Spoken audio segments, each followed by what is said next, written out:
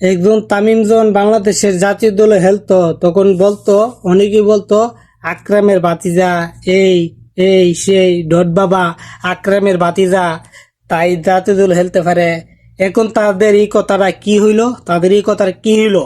একজন তামিম বাংলাদেশে বিচেরে পাওয়া অনেক মুশকিল, একজন তামিম বাংলাদেশ সৃষ্টি হওয়া অনেক মুশকিল। কারণ বাংলাদেশে যেই ভালো খেলবে এবং যেইটুক সাধনা ভাবে উঠতে পারবে, যেইটুক বড় হইবে, বাংলাদেশে যেই ভালো খেলবে, যদি ভালো খেলতে খেলতে বাংলাদেশে যেই ভালো খেলবে, ভালো খেলতে খেলতে খেলতে খেলতে যদি হারা ফেলে, তখন বলবো হেরে জাতীয় দল থেকে বাদ দিবার কাম, হে এই সেই খেলা পারে না, ডট বাবা, জট বাবা, আকরামের ভাতিজা, কত কিছু বলবে।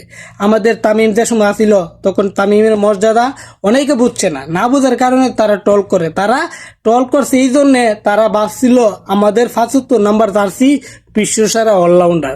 তারা বিশ্বসেরা অলরাউন্ডার বলে ঠিক, কিন্তু বিশ্বসেরা অলরাউন্ডার এখন বাংলাদেশে হয়ে গেছে জুতার অলরাউন্ডার। বাংলাদেশে এখন জুতার অলরাউন্ডার হয়ে গেছে। কেমন জুতার অলরাউন্ডার হয়ে গেছে?